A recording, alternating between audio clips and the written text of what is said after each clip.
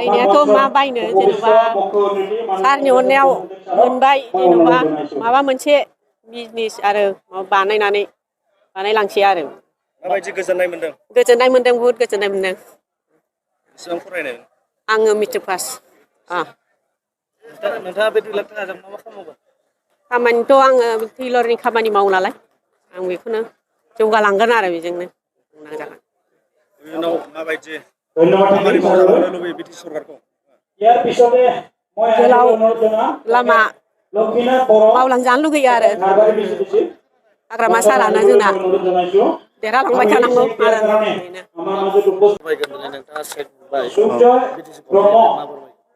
आंथ' बिटि सि गभर्नमेन्टखौ बहुद साबायखर जासिबाय। आगोल इउपिपिएल सरकाराव थाइसेबो मोनाखै, ओरैनो गोदोसोना थादों, पेन्सनल' मोनदों बै समाव 5 बोसोर समाव। बेखिनिखौनो बुंनो आं। नोंथाङा प्रमद बर' सरकार थानाय समावहाय जेबो मोनाखैमोन? जेबो मोनाखै। दा बिपिएफ सरकार फैनाय लोगो लोगो नोंथाङाहाय 10,000 चेक मोनदों। 10,000 चेक मोनदों। सिटिसआवबो गाखोनो मोनबाय।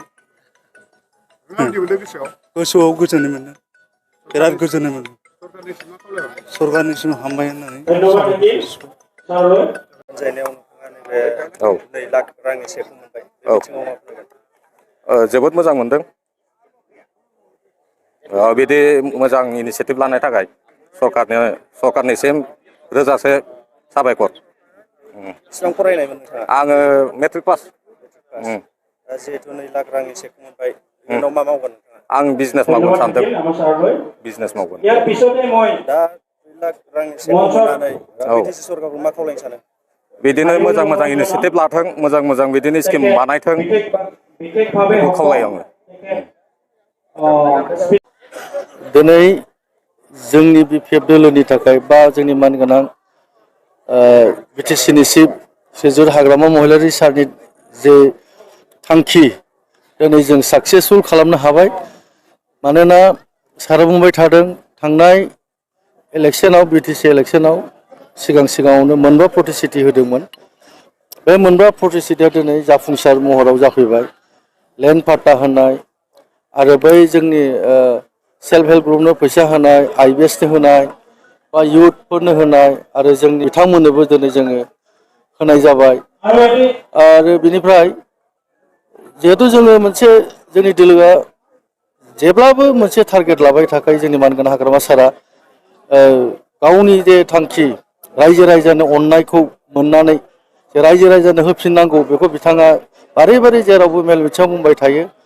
गतिके दिनैनि दिनाव सारनि खुगानिफ्राय ओंखारनाय बाथ्राफ्रा मोनफा रोखा महर मोखाङाव जाफैसार जाबाय। आरो बिथांनि बुंनाय खोथाया ओरैनो नङा, जा बुंदों सारा बेखौ मावफुंसारनानै होखायो।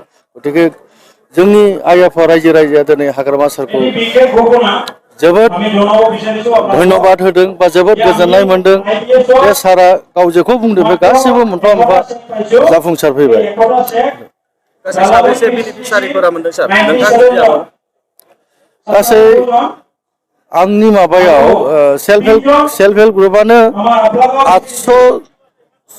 870टा खान दङ आरो आइबिएस गोबां दङ आरो बै 2 लाख करि जे मोनदों बिसोरबो 100 जन दङ। आरो सोरबाफोर मोनाखैब्ला बे 2 लाखखौ जोंनि सारा दाखालि जों बुंखाबाय, जोंनि मानगोनां आसामनि chief minister doctor Hemant Biswa Sharma सारा बुंलांखादों, 15,000 जन इउथ्सफोरनो आरोबाव जोङो बे 2 लाखखौ होनाय जागोन। गतिके जोंनि हाग्रामा सारा बेखौ होखागोनखा। बे निस्सय नैबे इलेक्सननि उनावनो, बिधान सभा इलेक्सननि बे 2 लाखआ जाफोर मोनाखै थालांदों बिसोर घाबरायनो नाङा। बिथांमोना बे बा फंबाय बिनानावमोना गासिबो फैसाखौ मोनफिनजोबगोन बा मोनजोबगोन। बे एसेमब्लि बिसायख'थि जोबनायनि उनाव जिहेतु नोंथाङा एम मोनोबा माबायदि खामानि मावगोन नोंथांनि बियाबाव? मोनसे खोथाया बे क्लियार आंनि थाखाय, एम मोनबाल' जे खामानि मावनांगौ बे नङा। खामानि आं दाबो मावगासिनो दं। हाग्रामा सारा आंनो जोबोद गिलिर दायथ' होदों। MCLAआबो मोनसे फिसा दायथ' नङा, जोबोद गिदिर दायथ'। दिनै आंनो सारा एम जेरेखम दायथ' मोननानै मावगासिनो, थिग एखे धरनै सार MCLA हिसाबै आंनो गोबां दायथ' होनानै दङ, आं बेखौ मावगासिनो दं।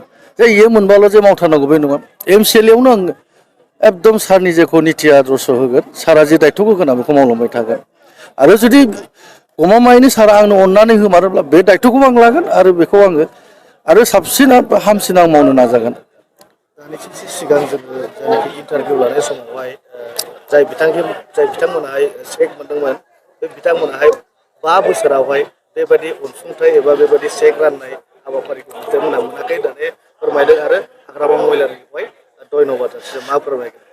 सारनि गोसोआ गुवार हाग्रामा सारनि बादि गोसो जानांगौ लिडार जायोब्ला जोंनि बर' जाथियाव हाग्रामा सार बादि लिडार उजिनांगौ गोसोजों बिखाजों गुवारै बिथाङा निस्सय दिनै रायजो राजाफ्रा सारखौ मोजां मोनखागोन मानो होनोब्ला जों बाहाय खुनु पार्टि बासियाखै सोरबा UPPनिफ्रायबो मोननो हागौ सोरबा बबेबा कंग्रेसनिफ्रायबो मोननो हागौ बबेबा दोलोनिफ्रायबो मोननो हागौ जों BPF सरकार दाबाय BTCआव जोंनि थाखाय गासिबो समान बाहाय जों खुनु दोलोखौ लानानै माइका बुजा बानायाखै बेनो जाबाय हाग्रामा सारनि गुवार गोसो गतिके सारा जेरै खोथा होदों बे खोथाखौ मावबाय थादों बाहाय खुनु जों पार्टि दोलो नागाराखै सेल्फ हेल्प ग्रुपखौबो एखे स्टाइलाव खालामदों IBSखौबो जाय बेक्तिया मोननांगौ गरिब श्रेणी बाहाय UPPL बा बबेबा कंग्रेस दोलोजों खोथा गैया जों बेखौ राननानै होजोबदों बे जाहैबाय हाग्रामा सारनि निर्देश आरो हाग्रामा सारनि साननाय हनाय।